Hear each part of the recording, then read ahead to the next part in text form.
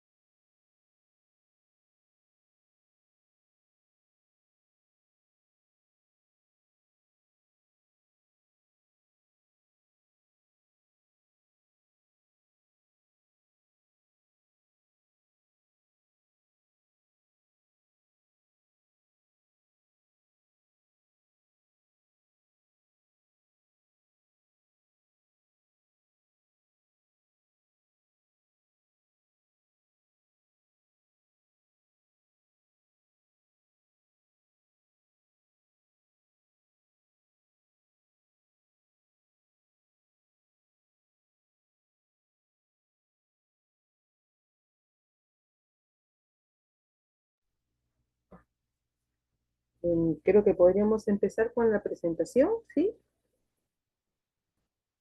¿Qué le parece? Listo, maestra. Claro. Muy bien. Bienvenidos a todos, estimados colegas. Estamos acá en el taller justamente del nivel secundario. El título justamente es Situaciones significativas y criterios de evaluación y rúbricas de evaluación. En este, en este taller nos va a acompañar el subdirector de la institución educativa, Esther Cáceres Salgado, el magíster Augusto Alejandro Chávez Matos. Él es licenciado en computación e informática, licenciado en matemáticas y física, es maestro de educación y maestro en ingeniería. Su experiencia laboral es ingeniero de proyectista en diversas empresas, especialista en estadística de UGEL de Acobamba, docente universitario en la Universidad Peruana Los Andes y de la Universidad Ciencia Continental, docente de la red de los colegios de alto rendimiento, COAR, de los cursos de matemáticas y tecnología, director de la red de los colegios de alto rendimiento COAR en la región de Huancavelica, también coordinador del bachillerato de intercambio IB, director del Instituto Superior Tecnológico Andrés Corsa Torre de Acobamba, Huancavelica, docente de matemáticas en diversos colegios secundarios y academias a nivel nacional. Sus méritos son seleccionado dentro de los 8 proyectos de innovación de UGEL 6, primer puesto de buenas prácticas de la División Regional de Lima, edición Bicentenario 2021, y ganador del docente innovador de la región de Huancavelica en el año 2019. Le doy el pase al subdirector Augusto Chávez para que pueda empezar su ponencia. Muchas gracias. Gracias, maestra Daniela, gracias, colegas. Vamos a empezar este compartir, ¿no? De algunas experiencias sobre estos 3 puntos. Voy a compartir ayer un Excel.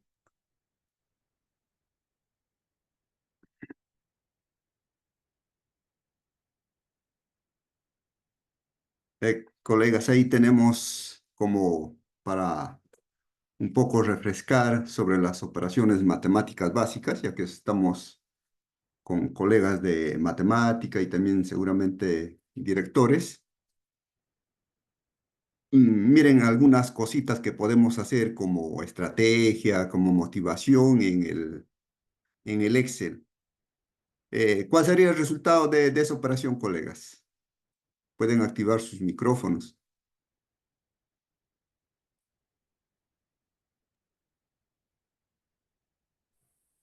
2.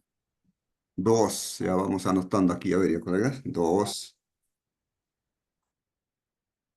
allá. 2. ¿Otra respuesta, colegas? 6. 6, ya.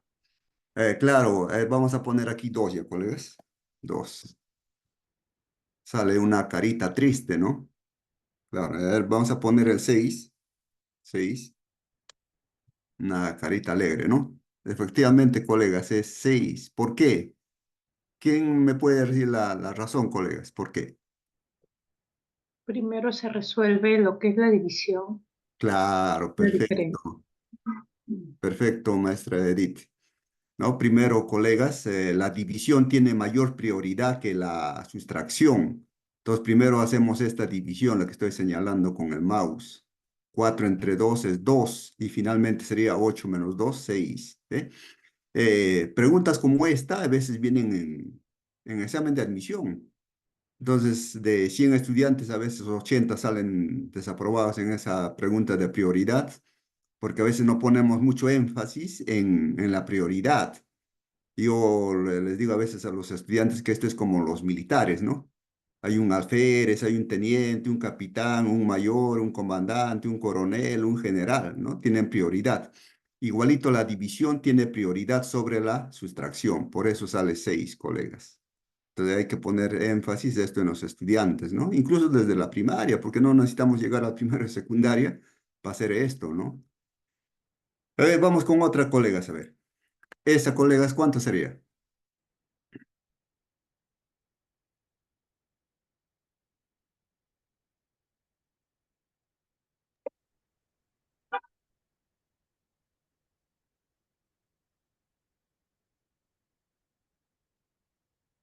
512. Claro. Otra respuesta. A ver, ¿por qué, colega? ¿Por qué sale 512? Em, Como no hay paréntesis, primero se resuelve la potencia 3 al cuadrado, que es 9, y Exacto. luego 2 a la 9. Claro, perfecto. 512, ¿no? Vamos a poner aquí. Ahí, 512. Perfecto, ¿no? Entonces ya lo explicó muy bien la colega de que primero hacemos 3 al cuadrado, esta parte, 3 al cuadrado. O sea, 3 por 3 es 9. Esto reemplazamos por un 9, ya sería 2 a la novena. multiplicamos 2 por 2, 4, por 2, 8, por 2, 16. Igualito sería 16 por 16, 256, ¿no? Y por 2 que está sobrando, 512, ¿no? Ahora es otra cosa que lo pongamos paréntesis. Ahí sí cambia, ¿no? El sentido. En este caso, estamos resolviendo de arriba hacia abajo, ¿no? De arriba hacia abajo. Eh, exponente de exponente, ¿no? En cambio, cuando hay paréntesis, potencia de potencia. Entonces, miren, colegas, así como jugando podemos hacer cosas interesantes para motivar, ¿no? Como motivación, no solamente con el Excel, ¿no? Tenemos cientos de programas para poder utilizar dentro de matemática. A veces cuando yo empiezo una ponencia, digo, ¿no? Ustedes han visto esos triciclos, esas carretillas o esos stands que venden música. Tenemos cumbia, chicha, wine o baladas. ¿Cuántos habrá? 100, 200, 500, 1000. Miles, ¿no? Miles de música. Similar para programas, para matemática tenemos cientos de programitas, ¿no? Ya hechos o por hacer, ¿no? Generalmente yo los hago, ¿no? Pero también a veces utilizo de otros autores, ¿no? Pero podemos hacer. Aquí otra colega, a ver, esa, también tenemos una operación básica, fracciones, números racionales.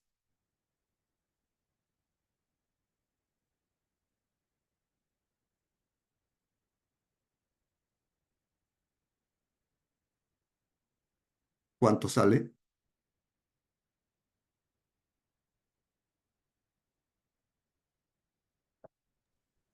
-1. Perfecto, colega, -1. Explique, colegas, a nuestros colegas cómo salió ese -1. Es 1 menos un medio, que equivale a un medio. Claro, Ya, 1 entre un medio, puedes hacerlo extremos y medios, o ajá, también, pues, y te sale 2.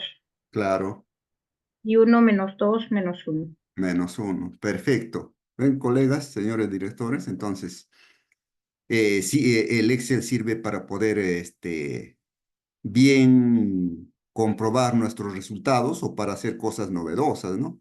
A veces cuando presento estas cosas me dicen, ¿no? Y de repente algunos de ustedes también, "Oh, pero esto nunca he visto en el Excel, ¿no? Hacemos otras cosas, cuadros, estadística, pero estas cosas. Yo les digo que la imaginación es el límite, ¿no? La imaginación es el límite. Se puede hacer cualquier cosa, ¿no? Se puede hacer muchas cosas. Ya, colega, efectivamente, un poquito para, ya lo dijo la maestra, 1 menos un medio. O sea, y si yo voy de izquierda a derecha, como hacemos tradicionalmente, hasta hablando no podría, ¿ve? 1 menos cuánto, ¿cómo lo leo este número? No podría, ¿no? Pero si yo digo 1 menos un medio, aquí sí, ¿ve? Hago primero esta parte. 1 menos un medio quedaría un medio aquí. Y 1 entre un medio sale 2. O como dice la colega, al 1 lo ponemos sobre 1, sigue siendo 1. Como aquí abajo ya tienes un medio, producto de extremos y producto de medios, ¿no? Saldría -2. 1 menos 2 menos 1. ¿Colegas? Entonces ya vemos también, mírenme, los números negativos, ¿no? Cuando ingresan los estudiantes a primero de secundaria, empezamos con los negativos y es otro campo, ¿no? Hasta escuela solamente han utilizado siempre los positivos, ¿no? A ver, vamos, colegas.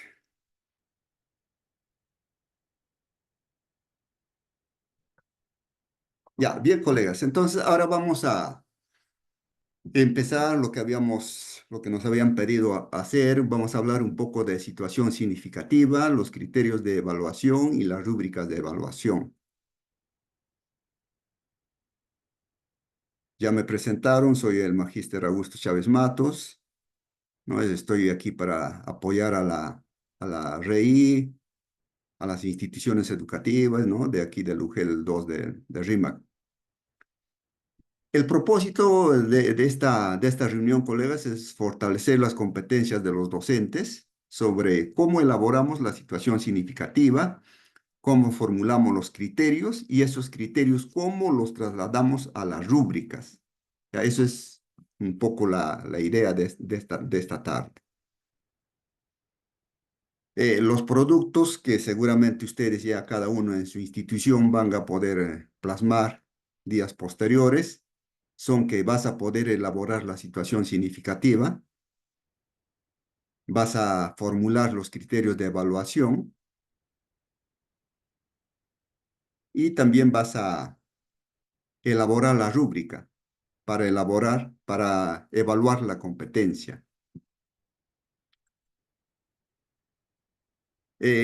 Vamos a un poquito también interactuar, a ver cómo elaboramos la situación significativa, colegas. A ver, dos opiniones, a ver, ¿cómo elaboramos la situación significativa?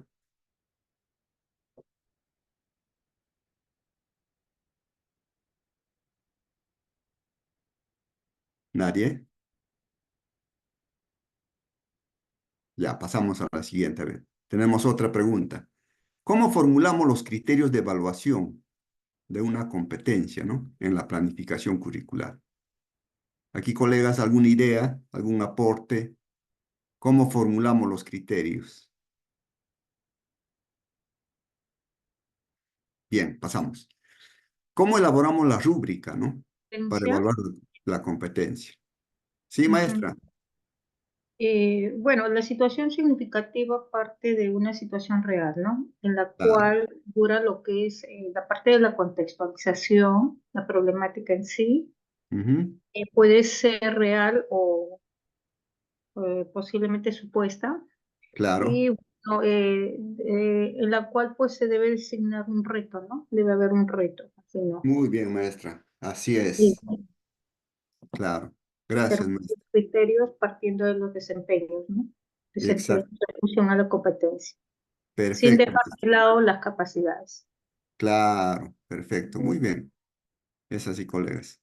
Entonces, miren, ¿ve? ¿Cómo elaboramos la situación significativa? Vamos a elaborar, teniendo punto de partida, las necesidades de aprendizaje de nuestros estudiantes, porque lo que nosotros queremos es mejorar esas necesidades de aprendizaje de los estudiantes. Y esas necesidades lo vamos a ver, lo vamos a apreciar, lo vamos a evaluar en la evaluación diagnóstica, ¿no? En la evaluación diagnóstica. Entonces, para elaborar la situación significativa, yo tengo como punto de partida, ¿no? Tengo que conocer las necesidades, pero ¿cómo lo conozco? ¿En dónde? ¿Con qué? Con la evaluación significativa. Y también no hay que perder de vista que también hay que conocer las características, los intereses, el contexto o contextos, ¿no? Donde nos desenvolvemos. Y también hay que presentar el reto, ¿no? El reto, el desafío, el problema. Pero que este reto, este desafío, estas preguntas, las interrogantes tienen que ser abiertas. ¿Por qué? Porque el estudiante tiene diversas estrategias, diversos caminos, diversos procedimientos que va a poner en juego para desarrollar ese reto, ese problema. Entonces, aquí presentamos una situación significativa. Miren, ve, dice así.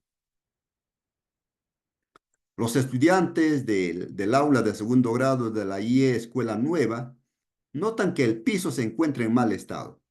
Por ello, se ha propuesto el cambio de los cerámicos de los pisos, para lo cual se ha planteado el siguiente reto. Se ha solicitado a los estudiantes que propongan diferentes diseños creativos en lo que debe emplear transformaciones geométricas. Entonces, el profesor de esa aula, de ese grado, ha visto una necesidad que está mal en la evaluación diagnóstica, ¿no? En transformaciones geométricas, en traslación, rotación, isometrías. Entonces, en base a eso, él crea esta situación. Como lo dijo la maestra, puede ser un caso real, un caso ficticio. Y si nosotros analizamos estas, miren, ve, la situación significativa, 5 o 6 líneas. No debe ser muy amplio, ¿no? A veces, de repente en Mars hemos planteado media página, ¿no? Pero lo más sintético. Y tenemos aquí, como dijo también la maestra, y las partes, los componentes, ¿ve? Aquí tenemos a los sujetos que intervienen, tenemos el contexto, ¿no? En el segundo grado, puede ser en tercero, cuarto. Tenemos el problema que los pisos se encuentran mal, no hay que cambiarlos. Tenemos la necesidad, ¿no?, de hacer ese cambio. Y tenemos el reto. Puede ser un reto, puede ser un producto, puede ser un problema a resolver. En nuestro caso, generalmente son problemas para resolver, ¿no? Recordemos que el enfoque de nuestra área de matemática es resolver problemas. Vamos a ver otra situación significativa. Aquí les formulé otro. Dice, ¿no? Los estudiantes del aula del primer grado de la IE Santa Isabel han escuchado hablar de los números positivos y negativos, que no los entienden muy bien. Entonces yo en el diagnóstico ya al evaluar vi falencias, vi errores de que no le están entendiendo bien a estos números positivos y negativos. Por ello se han propuesto que cada estudiante mencione a 10 actividades diarias utilizando los números enteros y realice operaciones como reto. ¿Qué actividades de la vida diaria pueden ser expresados con los números enteros y que sean vivenciales para ellos? Entonces, ellos, seguramente de su vida diaria, de su experiencia, van a sacar 10 frases, 10 oraciones, 10 expresiones utilizando los positivos y negativos, y también van a operar.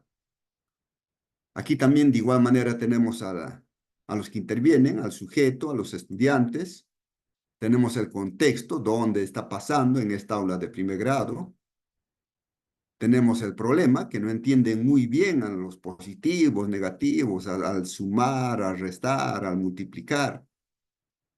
Tenemos la necesidad entonces, ¿no?, de que puedan mencionar adecuadamente y puedan operar adecuadamente. Y tenemos el reto, el producto o el problema a resolver. Entonces, colegas, lo que hay que un poco reformular es de que hay que partir de la evaluación diagnóstica. Entonces hay que hacer un buen diagnóstico, capacidad por capacidad, como lo ha hecho el Ladrel, ¿no? En segundo año y quinto año, la evaluación diagnóstica. Ustedes recuerdan que ha tenido 23 problemas el primer cuadernillo y el segundo cuadernillo también 23. ¿Para qué? Para hacer un buen diagnóstico. Pero el resto de grados, de repente, los docentes han hecho solamente 5 u 2 por competencia. Entonces, eso para el próximo año hay que ir mejorando, ¿no? Porque si no tenemos el diagnóstico, no podemos formular, ¿no? No podemos formular la situación significativa y no vamos a conocer la necesidad así real de aprendizaje que tienen los estudiantes.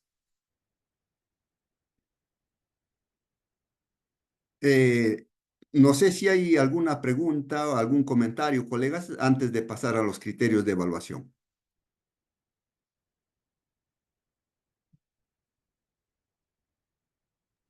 Pueden prender sus micros, solamente se les apaga cuando está en exposición. Pero pueden prender sus micros para intervenir. Gracias. Gracias, maestro. ¿Nada, colegas? ¿Está claro? Bien, Una, continuamos. una, una Sí, consultita.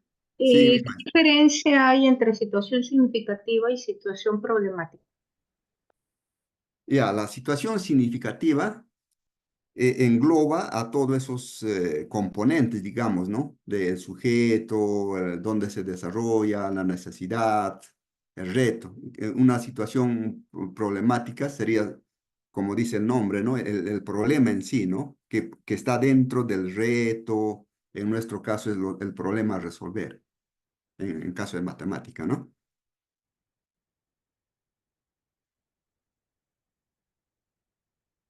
Ya, continuamos, colegas, a ver. Entonces, ahora vamos a pasar a los criterios de evaluación. ¿Cómo formulamos los criterios de evaluación? Ya. Entonces, vamos aquí a hacernos algunas preguntas acerca de los criterios de evaluación. Una pregunta sería, ¿qué son estos criterios de evaluación? ¿Qué son estos criterios de evaluación? Una segunda pregunta ¿Por qué los formulamos? ¿Por qué los formulamos? Otra tercera pregunta, ¿cuándo los formulamos? Tenemos otra pregunta, ¿para qué? ¿Para qué lo formulamos estos criterios? Una quinta, ¿quiénes los utilizan? ¿Solamente el profesor? ¿Solamente el estudiante? ¿Cuándo se utilizan? ¿Qué implica formular? Y finalmente, ¿cómo los formulamos? Miren, ve, colegas, entonces tenemos varias preguntas que nos van a ayudar a entender acerca de estos criterios de evaluación. Tenemos la pregunta 1. ¿Qué son los criterios de evaluación? ¿Alguna idea, colegas?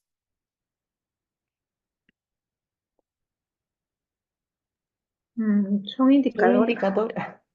Claro, claro, son indicadores, ¿no?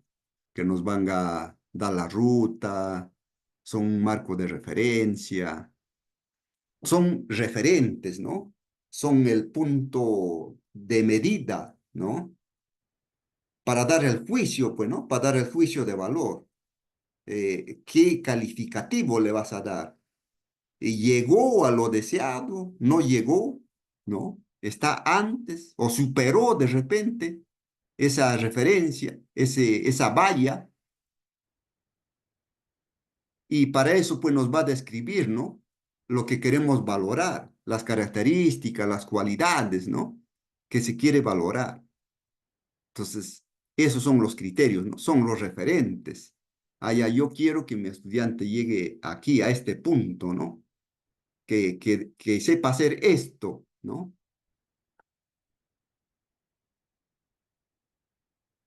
Son lo que los estudiantes deben mostrar, ¿no? En su actuación, en la evaluación, ante un reto, ante una situación que les presentamos, ¿no? Entonces, esos son los criterios, colegas, ¿ya? Los referentes, el marco, el punto a dónde queremos arribar. Eso es el criterio de evaluación.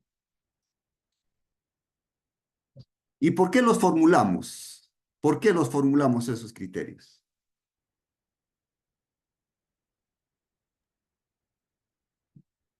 A ver, maestra Aide. Buenas tardes, profesor. Se formulan los criterios de evaluación para, justamente lo que acaba de decir, para comprender si el alumno ha logrado o no lo que nosotros hemos propuesto. Claro, claro, muy bien. Entonces, porque queremos ver, ¿no? Que esos retos, esos desafíos, ¿no? Están lográndose o no por los estudiantes, ¿no? Y aquí volvemos a repetir de que para ver los retos, ¿no? Y ese reto va a ser resuelto por los estudiantes desde diversas perspectivas, ¿no? Con todo su bagaje cultural, de conocimientos, de criterios, de capacidades que tiene, cada uno de ellos va a tener diversos procesos. Es por eso que ahora no debemos encasillarlo en, por decir, no presentará un tríptico, elaborará eh, no, por decir, un mapa, no sé, lo puede hacer de varias maneras. Entonces ahora no vamos tanto al medio, sino vamos a cómo lo hace, ¿no? Con qué criterio, con qué estrategias llega a resolver el problema, el reto, ¿no? La pregunta. Por lo tanto, no tiene un único proceso de solución. Entonces, para eso formulamos los criterios, ¿no? Claro, lógicamente para evaluar, ¿no? Para retroalimentar. Y ustedes saben que ya cuando terminamos la unidad, pues, ¿no? Ya es para hacer una evaluación completa, ¿no? De toda la unidad. Entonces, por eso formulamos estos criterios. Y ojo, tienen que ser abiertos. Vayamos ensayando poco a poco. Yo sé que todo cambio es a veces un poco difícil. Va pasando el tiempo, vamos agarrando más experiencia y ya nos volvemos pues expertos en esto, ¿no? Entonces, pero hay que asumir el cambio, colegas, eso sí, hay que asumir el cambio, ¿no? No podemos estancarnos y no enfrentar estos desafíos.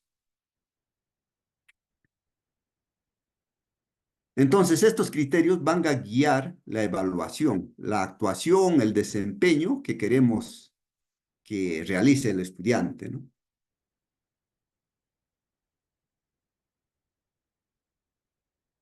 Tenemos el propósito de acuerdo a la necesidad, ¿no? Ya hemos formulado el propósito de la necesidad, hemos detectado con la evaluación diagnóstica, entonces, ¿qué es lo que se espera que aprendan los estudiantes? Entonces, tenemos los criterios, ¿no? Los criterios para poder ver esa actuación, ese aprendizaje, ¿no? En el día a día. Recuerden que tenemos dos tipos de evaluación. La evaluación del aprendizaje, que es al final de la unidad o del bimestre o del trimestre o del semestre, como trabaje el colegio, y la evaluación para el aprendizaje, ¿no? Que es el día a día y que finalmente arriba en la retroalimentación. Encontramos algún errorcito por ahí, inmediatamente retroalimentamos, ¿no?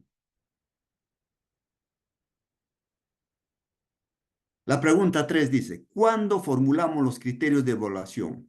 ¿Cuándo los formulamos? Al inicio. Claro, muy bien, al inicio. Yo les decía en ponencias anteriores, me invitaron del OGEL 6, en esta oportunidad de la 2. Recuerdan ustedes, colegas, que a veces cuando uno estaba en la universidad, en educación, en ingeniería sobre todo, entraba el profesor y decía,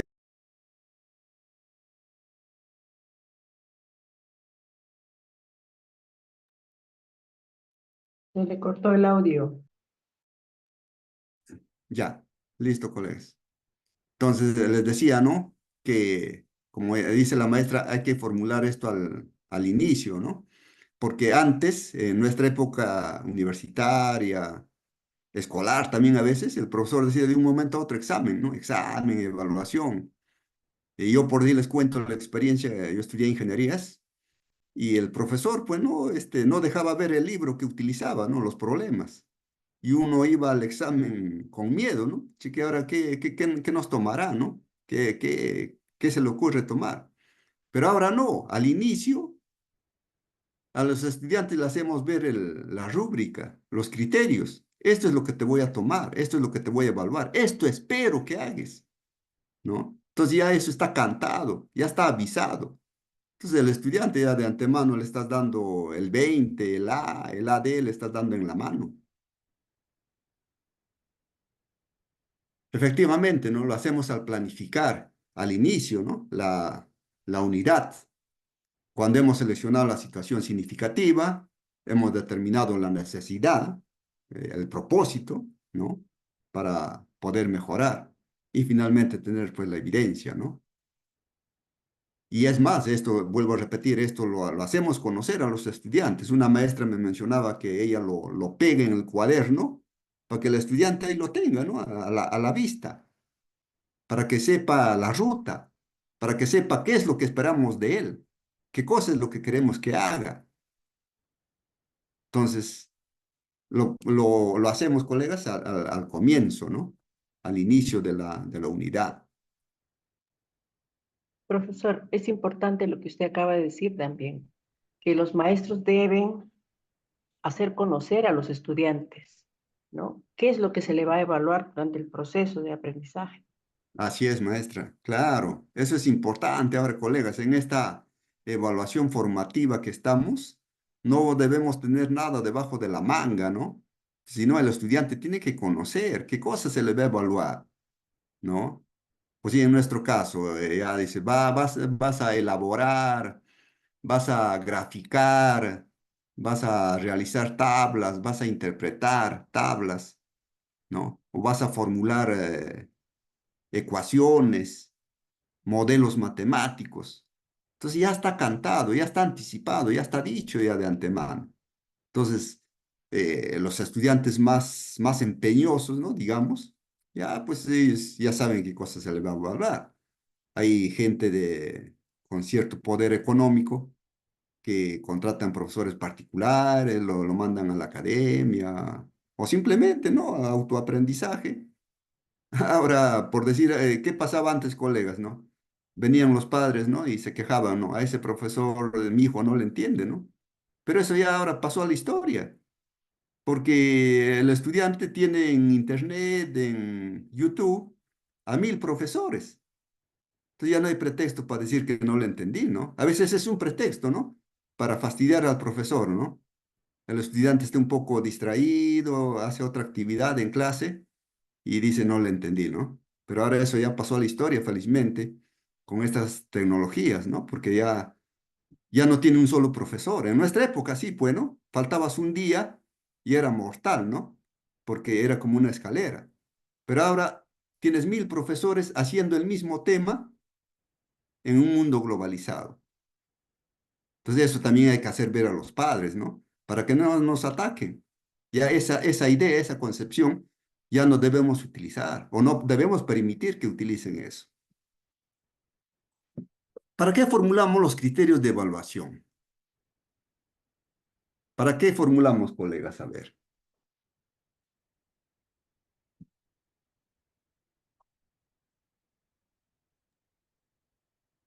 Básicamente para ver pues si el estudiante en qué nivel se encuentra, ¿no? Claro, muy bien, maestro, ¿no? Para ver, Evaluar las pues, ¿no? competencias. Claro, para ver cómo esperamos, ¿no? Para ver justamente dónde se encuentra, ¿no? Al enfrentar la situación planteada, el reto planteado. Y también para guiar, ¿no? Es como una ruta para retroalimentar, para autorregular nuestra enseñanza y el aprendizaje del estudiante. También un poco también nosotros también hay que asumir, ¿no? Si nuestra estrategia, nuestra manera de enseñar es el adecuado para su ritmo, sus estilos, su forma de aprendizaje de esos estudiantes, de esa aula, ¿no? A veces de aula a aula, a veces es incluso diferente, ¿no? En una de ellas de repente hay que utilizar este material concreto, en otros de repente ya son muy habilosos y ya un poco más de abstracción. En otros de repente, como ahora Luis al inicio, ayudarnos de material digital, TICS, GeoGebra, Excel, MATLAB, tantos programas que hay de matemática, ¿no? También nos sirve para analizar, pues, ¿no? Como dijo la maestra, de dónde se encuentra, ¿no? Si hemos llegado o no. Y ojo, esto es durante el proceso y al final, ¿ve? De la experiencia, de la unidad de aprendizaje. Durante el proceso, ¿para qué? Para retroalimentar. Esto a veces no lo están entendiendo muchos colegas, ¿no? Hacemos la rúbrica, hacemos los criterios de evaluación para que nos ayuden en el proceso, no solamente al final, en el proceso y también al final. Al final aplicamos ya todos los criterios para ver si llegamos o no a esa competencia. Y en el proceso, de repente algunas capacidades, capacidad por capacidad, vamos viendo si se va logrando y si no, inmediatamente retroalimentamos. Nosotros tenemos que ser como los médicos que vemos una falencia al toque, ¿no? Damos la retroalimentación. Porque el médico no va a esperar, ¿no? Hace un diagnóstico, no va a esperar 30 días, un mes o 2 meses para dar la receta. Nosotros casi de forma similar tenemos que actuar. La retroalimentación dice que tiene que ser oportuna. Encontramos el error, la falla, damos, ¿no? Las preguntas, repreguntas, un reto un poco más fácil, que se dé a cuenta el estudiante, ¿no? La mecánica, el proceso. En algún momento también podríamos utilizar el algoritmo, no está mal. También podemos hacer, pero hacer todas las clases ya no, ya. También hay que darle los retos y que él, ¿no? Encuentre la manera de resolver. ¿Quién utiliza los criterios de evaluación, colegas? ¿Quién o quiénes?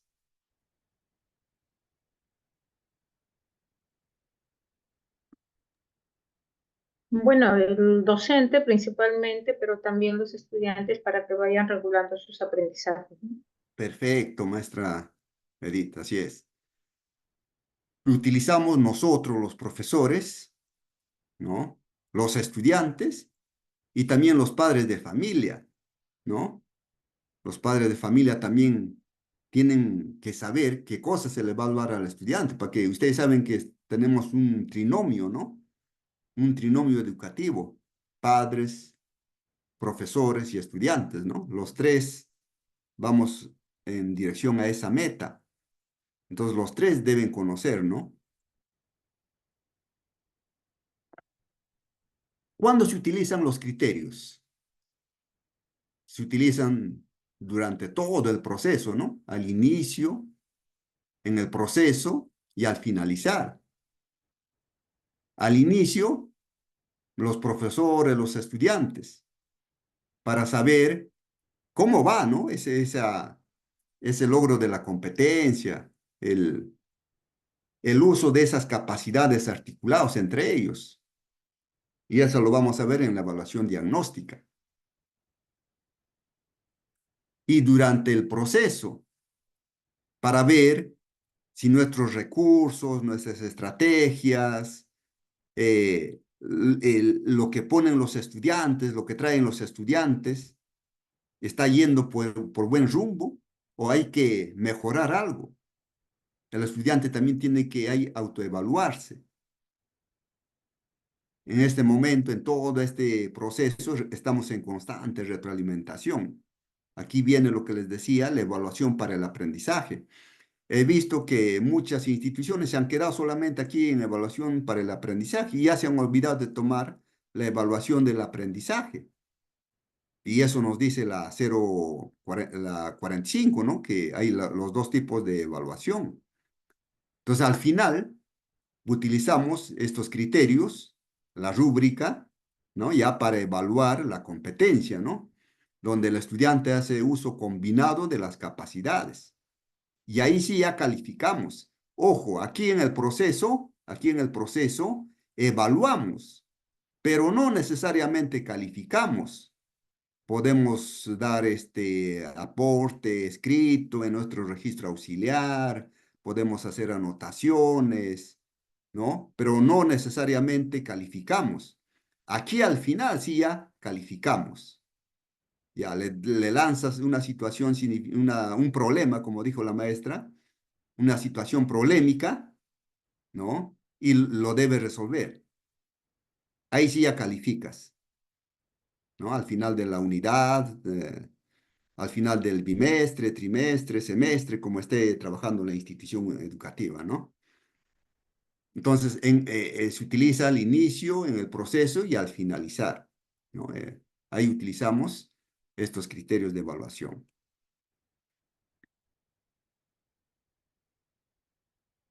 ¿Qué implica formular estos criterios de evaluación? ¿Qué cosas necesitamos, colegas, para hacer estos criterios?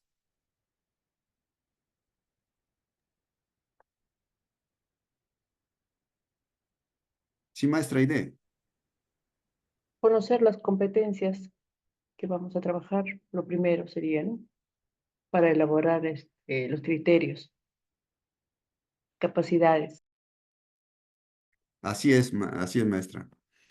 Debemos conocer, colegas, ¿no? Los enfoques curriculares. ¿Cuál es el enfoque de matemática?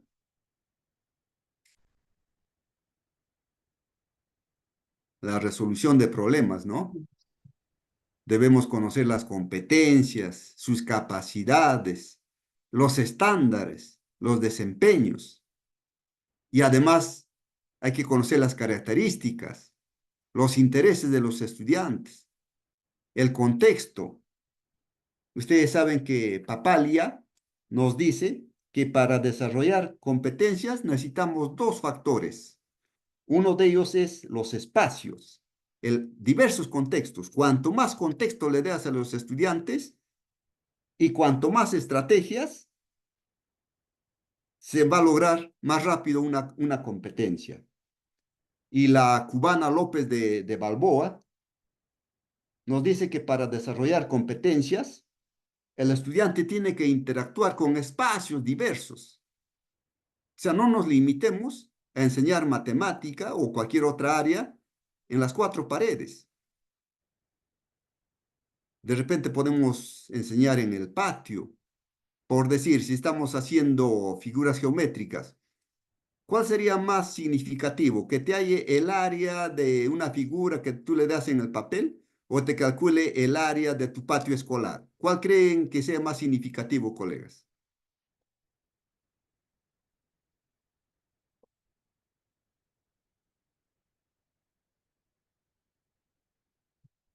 Repito, a ver.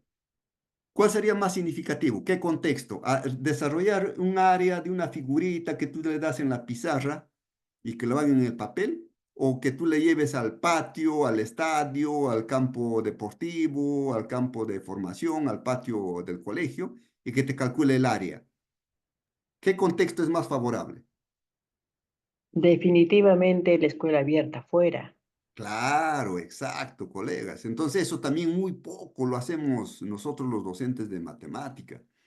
Entonces hay que tratar de utilizar otros contextos, colegas, salir del aula y tratar de hacer de que sea una matemática para la vida, una matemática vivencial. ¿Ya? Entonces ese es un pequeño ejemplo que les doy. Podríamos hacer cientos de situaciones significativas, polémicas, calcular la altura de edificios, calcular volúmenes del tanque que tenemos en el barrio, en la urbanización, calcular la pendiente de una calle, de una subida, de una bajada, ¿eh? Entonces son cosas vivenciales que va a quedar en la mente, en la memoria del estudiante para toda la vida. Esos son conocimientos, capacidades, competencias, habilidades y actitudes que le van a quedar para siempre. Entonces tratemos de hacer esas cosas, no nos encerremos en las cuatro paredes. Y lo dice la teoría y lo dice el sentido común. Sergio Tobón también explica lo mismo, que la competencia se desarrolla en la cultura y para la cultura. O sea, en interacción con el resto, con el medio, con el barrio, con la localidad, con el distrito donde estamos. Entonces, hay que conocer las competencias, las capacidades, los estándares, los desempeños. Si no conocemos eso, no podríamos formular los criterios, las características, los intereses de los estudiantes. Incluso la programación, colegas, no solamente lo debemos hacer nosotros, sino esperar la llegada de los estudiantes en marzo y con ellos, ¿qué intereses tienen? ¿Qué cosa quieren aprender? Entonces, cuando ellos plantean lo que quieren aprender, van a estar atentos en las sesiones del día a día porque ellos están interesados en eso. Pero si nosotros planteamos otra situación que no es de su interés, lógicamente un poco va a haber esa apatía, un poco ese desgano, no va a haber esa atención. Eso es lo que en educación superior se llama el contrato, ¿no? El contrato académico. Viene el profesor a la universidad, por decir ingeniería eléctrica. Ya, chicos, circuitos eléctricos, ¿qué quieren aprender? Corriente continua, corriente alterna, motores. ¿Qué quieren aprender? Alguien dirá esto, llegamos a un acuerdo y eso ponemos en el sílabo. Y las clases van a ser más ricas, ¿no? Más exquisitas.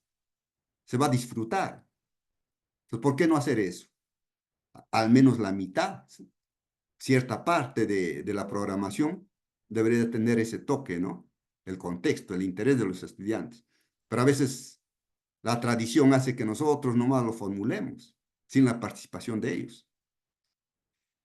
Entonces tenemos la necesidad, la demanda, ¿no? No hay que perder de vista de la evaluación diagnóstica. Entonces todos estos puntos van a servir para formular los criterios.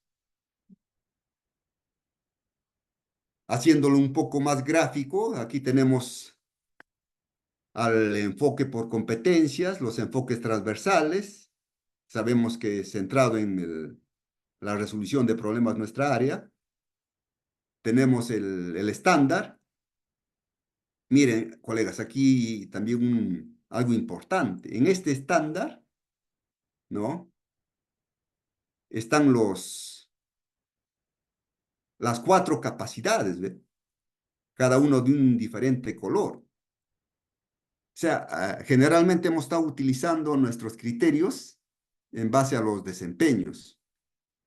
Pero ahora la mirada, la orientación de los especialistas, de uno mismo, haciéndose un reto un poquito mayor, tratemos de hacer nuestros criterios ya teniendo el estándar. Porque recuerden que los desempeños son ejemplos, son sugerencias que nos da el Minedu. Entonces, en algún momento también utilicemos el estándar para formular nuestros criterios de evaluación. Aquí podemos notar que el estándar va subiendo ¿no? Es gradual de ciclo en ciclo, ¿no? En secundaria tenemos el 6º y el 7º ciclo, ¿no? Para cada competencia se va haciendo un poco más complejo, ¿no? Pero complejo dentro de la educación básica. Aquí también, colegas, quiero un poco llamar a la reflexión. Recuerden que estamos en educación básica regular. Entonces no podemos diferenciar diciendo que este joven va a ser artista, este otro va a ser ingeniero, este otro va a ser lingüista. No, todos están en la capacidad de lograr todas las competencias de todas las áreas, porque es básico, es una educación básica. Ya en la universidad se diferencian estas competencias. El ingeniero tiende más a matemáticas, a una visión tridimensional. El que está en educación física será más a fuerza, más a equilibrio, resistencia, ¿no? El otro que está en contabilidad, un poco de análisis, un poco de números. El que está en derecho, lectura, ¿no? Interpretación de textos, de leyes, ¿no? Pero en educación básica regular, tratemos de que todos logren todas las competencias, ¿no? Entonces, ¿cómo formulamos estos criterios? Tenemos las características, tenemos las necesidades, hemos visto la evaluación diagnóstica, entonces planteamos la situación significativa, planteamos el propósito, qué es lo que queremos y cómo la evidencia, ¿no? ¿Qué estrategias, qué caminos, qué procesos ha utilizado el estudiante? Entonces, para formular, tomamos como referencia los estándares y desempeños de la competencia que nos da el Minedu, ¿no? En el programa curricular. Debemos referir a todas las capacidades de la competencia, ya sea de manera integral o solamente tomar las capacidades de manera analítica. Se redactan de manera que describan las cualidades de la actuación competente que esperamos que muestren los estudiantes ante el problema, ante el desafío que se le está dando, ante el reto, según el propósito de aprendizaje. Se ajustan a la situación significativa y tienen que responder a las evidencias, al producto, al problema. Pueden incluir procesos, estrategias, recursos que contribuyan al desarrollo de la competencia. Deben ser claros para todos los estudiantes. También los estudiantes pueden ayudar a formular estos criterios, no solamente nosotros, lo que les decía anteriormente, ¿no? Entonces ellos también podrían aportar, así como hacemos las normas de convivencia, también, ¿no? Lógicamente con nuestra guía, ¿no? Para un poco no salir de la ruta. Entonces, como consideraciones podemos decir lo siguiente, que los criterios de evaluación deben ser estables, ya que ayuden a la capacidad de la competencia. Ello permitirá al estudiante y al profesor saber si el estudiante progresa en el tiempo al enfrentar diversas situaciones. Tenemos un marco de referencia, ¿no? Está diciendo, es una línea, ahí ya esto es lo que debemos lograr, ¿no? Es igual que un salto alto, ¿no? A ver, pasar un 1.20, eso es el reto, ¿no? Entonces, similar, tenemos ahí al criterio, ya hasta aquí deben llegar, ¿no? Como mínimo. Si es más, mucho mejor, pues, ¿no? Pues si es menos, en el día a día hay que retroalimentar para que llegue a esa valla. Los criterios de evaluación deben ser flexibles. Aquí decía, por eso hay que evitar el medio, ¿no? El medio. Porque como son creativos, tienen diversas estrategias, diversos modelos de aprendizaje, ritmos de aprendizaje, entonces nos van a dar diferentes maneras de resolver el problema. Entonces hay que tratar de evitar el medio. Los criterios de evaluación orientan el planeamiento y secuencia lógica de las actividades de aprendizaje para el logro del propósito, con la calidad descrita en los criterios de evaluación de la competencia. O sea, nos van a orientar, ¿no? Nos van a decir, estamos yendo hacia ese lugar, hacia ese sitio, ¿no? Entonces, también podemos decir de esta manera, ¿no? Tenemos la competencia tiene sus capacidades, esta competencia tiene su estándar. En este estándar, vuelvo a repetir, colegas, están las capacidades. Ustedes como practicando, lean y encuentren hasta dónde abarca una capacidad y de dónde a dónde es la otra capacidad en el estándar. Subrayen lo de rojo, el otro de azul, el otro de verde, el otro de negro, como una práctica, ¿no? Cosa que ya vayas dándote cuenta hasta dónde está una capacidad y dónde está la otra capacidad. Y así. Luego tenemos a los desempeños, que el Minedu nos da como ejemplos, como sugerencias. Nosotros podemos hacer otros desempeños, claro que sí. ¿Ya? Recuerden que esos son modelos, son ejemplos lo que nos da. Nosotros podemos formular. Recuerden que anteriormente nos decía, no, solamente debemos trabajar esto. No, a veces había un poco de error, un poco de no estar de acuerdo todos los especialistas, pero ahora no se va aclarando las cosas y no solamente era especificar el contenido, no, sino también si es que es necesario, podrías poner un desempeño. Y teniendo el estándar y el desempeño, formulamos los criterios de evaluación. Entonces, un poco hay que mantener esta mirada de horizontalidad. Hasta ahí, colegas, ¿algún aporte, algo, alguna pregunta? Yo quiero hacerle una consulta, profesor. Sí, maestra. ¿Es necesario trabajar con los desempeños precisados o solamente con los criterios?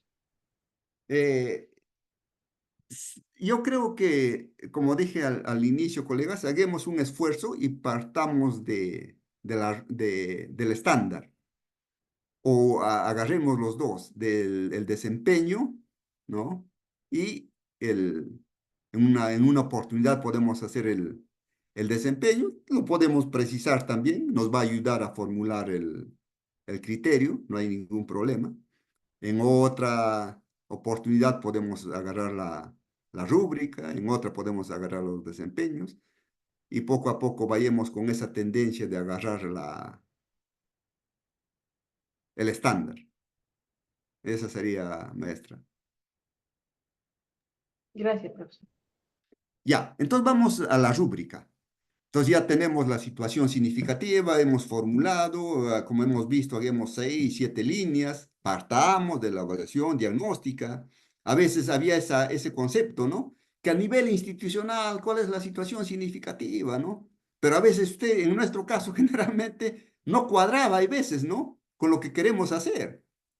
En una oportunidad vi una situación significativa X. Y al final el profesor planteaba, pues esto era en CT, caída libre, formulaba equilibrio de fuerzas que no respondía a su situación significativa que había planteado. ¿Y por qué no respondía? Porque no había partido del diagnóstico. Y como no había partido del diagnóstico, formulaba una cosa muy diferente en su situación significativa. Y sus criterios no respondían a la situación significativa. No tenían ninguna relación. Entonces es un poquito, hay que ir reformulando, mejorando. Todo es un proceso, lógicamente, ¿no? Poco a poco vamos a agarrar la experiencia, la experticia necesaria. ¿Qué es una rúbrica? Es una matriz elaborada por el docente que contiene los criterios, ya hemos hecho los criterios, que corresponden a distintos niveles de logro, de tal manera que permita una valoración de los desempeños observados en relación al desarrollo de la competencia. Entonces aquí tenemos la rúbrica, tenemos la competencia, el logro esperado, aquí donde estoy señalando, aquí vamos a poner nuestros criterios que hemos formulado y vamos graduando, ¿no? Un poquito menos para el proceso y mucho menos en inicio, ¿no? Y si es que supera lo esperado, ya será un logro destacado, un poquito más.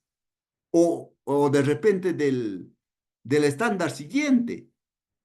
Entonces, si es que el estudiante ya hace el estándar siguiente, ya será pues un logro destacado, ¿no? Entonces, lo que nosotros planteamos tiene que estar bien claro que va en esta tercera columna, el logro esperado. De ahí graduamos, le quitamos algo en proceso, un poco menos en inicio, ¿no? Y si es que supera lo que estamos planteando en el esperado, ya estará acercándose a al otro estándar, ¿no? En logro destacado, el AD. ¿Para qué se utiliza la rúbrica de evaluación entonces? Para brindar retroalimentación. A partir de la autoevaluación, coevaluación, heteroevaluación. Cuando el mismo estudiante se evalúa, o entre pares, entre estudiantes, o entre profesor y estudiante, ¿no? Vemos algún errorcito, alguna falencia, retroalimentamos, preguntamos, guiamos, damos un paso. ¿Y qué pasa? ¿Y cómo lo podrías hacer esto? ¿Y qué pasa si esto pasa a sumar? ¿O cómo pasaría sumando, restando? ¿No? Entonces hacerle preguntas, repreguntas, ¿no? Para que él pueda darse cuenta y él agarre su estrategia, ¿no? Y también pues nos va a servir para dar el nivel de logro, pues, ¿no? Tenemos la rúbrica al final de la unidad, del bimestre, trimestre o semestre, aplicamos toda la rúbrica íntegra y ya evaluamos, pues, ¿no? Y asignamos el valor, pues, ¿no? A, B o AD.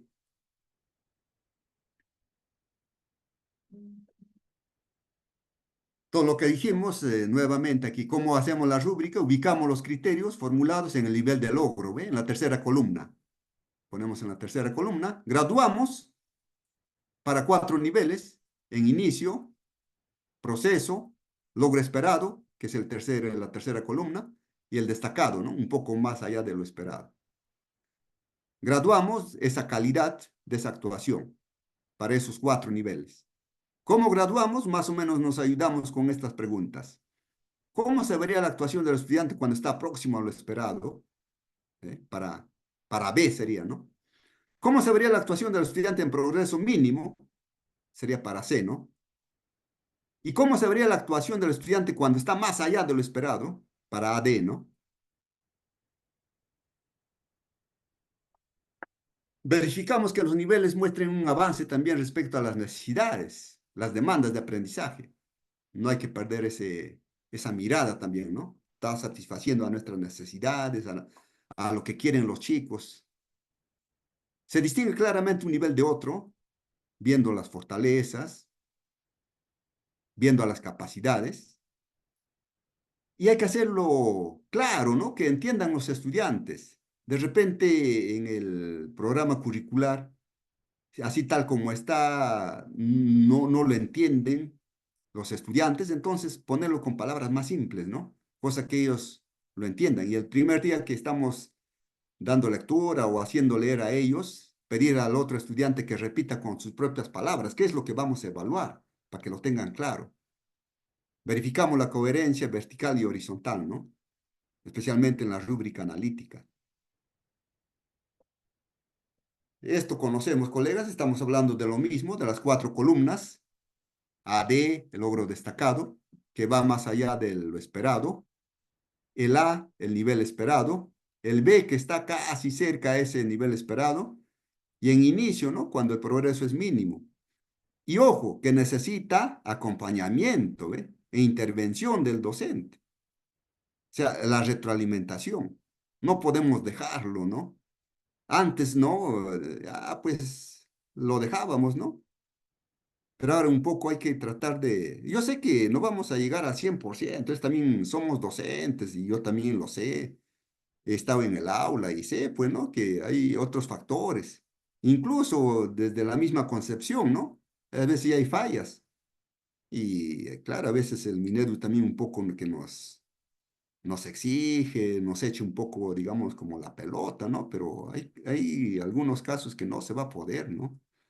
Lógicamente que cuando el estudiante tiene disciplina, tiene ganas de aprender, te pregunta, ahí tenemos un factor importante a nuestro lado, ¿no? Pero si es que hay, por decir, falta mucho, pero la norma que dice, ¿no? Hay que ir a buscarle a su casa, no hay que tratar de contactarse, pero a veces es difícil, ¿no? A veces el papá mismo se desentiende, ¿no? Entonces aquí lo mismo, ¿cómo elaboramos? Lo mismo, ponemos aquí en el logro esperado la tercera columna, vamos graduando hacia la izquierda y hacia la derecha, ¿no? Esto también, ustedes traten de hacer, colegas, ¿no? A manera de practicando, practicando y poco a poco van a ir agarrándolo, ¿no?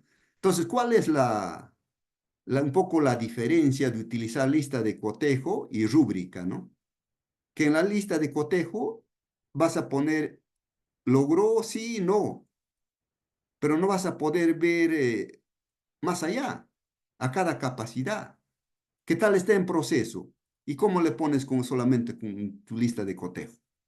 En cambio, la rúbrica nos va a ayudar. Y es más, la rúbrica que has hecho para la unidad, para el bimestre, para el trimestre o para el semestre, de ahí mismo sacas tus criterios para la semana. Ya, pero no la hagas semanal, hazlo quincenal o una vez al mes, pero la cosa es que ya te vayas adentrando, ¿no? Todo proceso nuevo implica un poco de esfuerzo, un poco de sacrificio, un poco de compromiso, un poco de tiempo, ¿no? Y tratemos de hacer eso, colegas. Entonces, tenemos dos tipos de rúbrica. Uno que es holística, donde abarcamos a toda la competencia, y otro tenemos por capacidad, por capacidad. ¿Ya? También podemos hacer una rúbrica por capacidad. Similar, tenemos en la tercera columna y de ahí vamos graduando hacia la izquierda y hacia la derecha.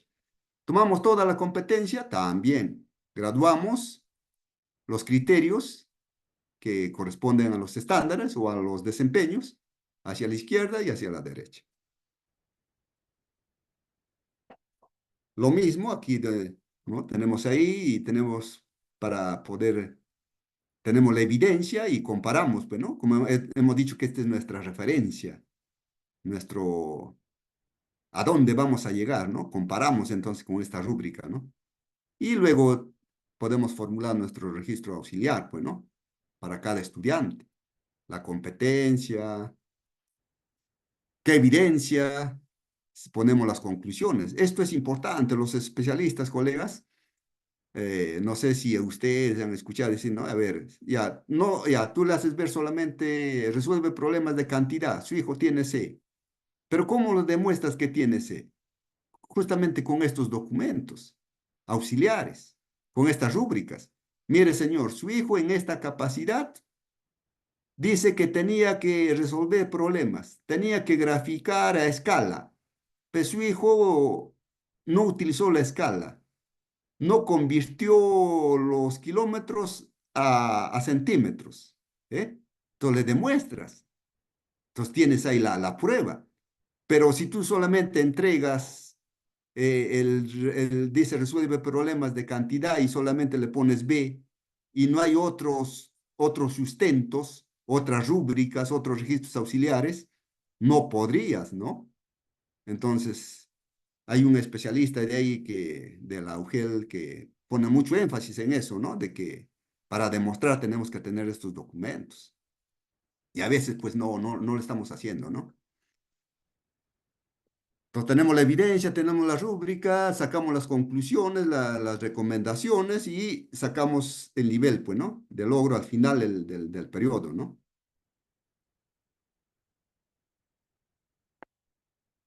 Analizamos la evidencia, determinamos el nivel de logro, ¿no? Con la rúbrica. Entonces, ideas, fuerza, colega. La formulación de criterios de evaluación de la competencia se relaciona con todos los elementos de la planificación. Está en el diagnóstico, está en el proceso, está en la salida, ¿no? Para poder ya evaluar la unidad. Los criterios de evaluación de la competencia describen la calidad, ¿no? De la actuación de nuestros estudiantes con relación al propósito, al enfrentar la situación significativa, ¿no? Los criterios orientan el planteamiento, la secuencia de las actividades.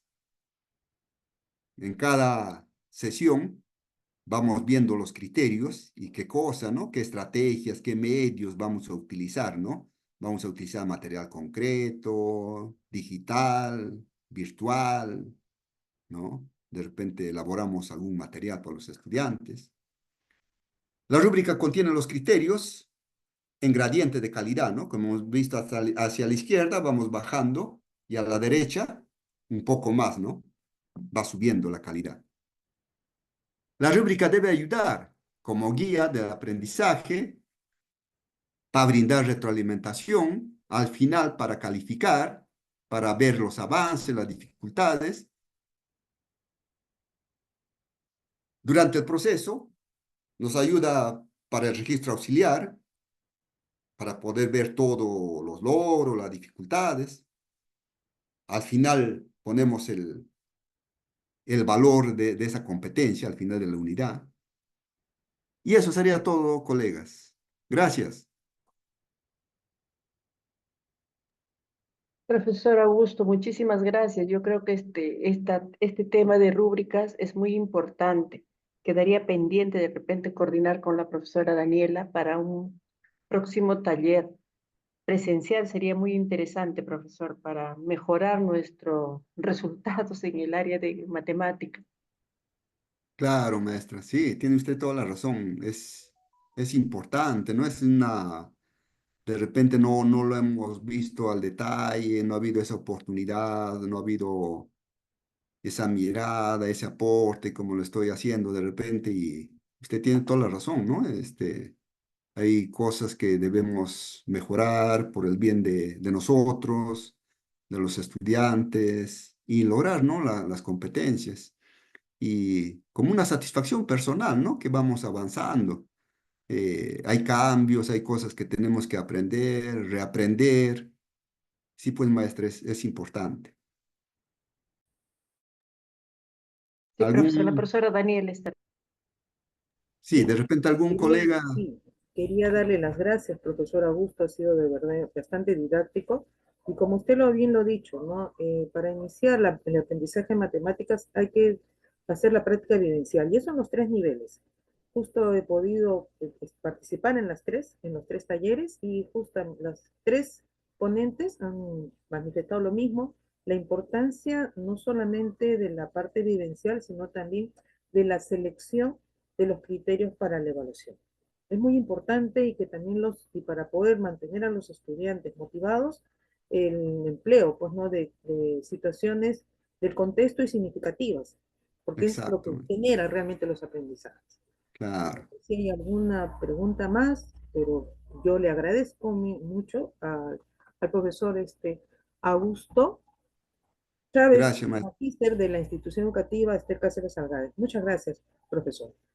Gracias, maestra Daniela. A ver si nos envía el material, profesor Augusto.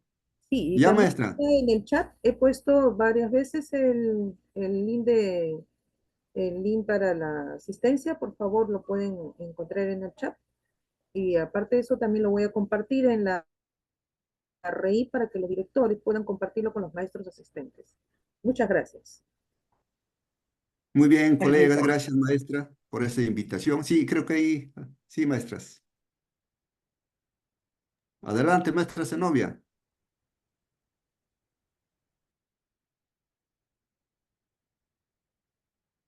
Ya, bien, maestra Daniela, gracias por esta oportunidad de compartir algo con nuestros colegas, siempre a su servicio. Entonces, vamos a dar por concluido este pequeño compartir con todos ustedes. Gracias, colegas, y será hasta una nueva oportunidad. Gracias.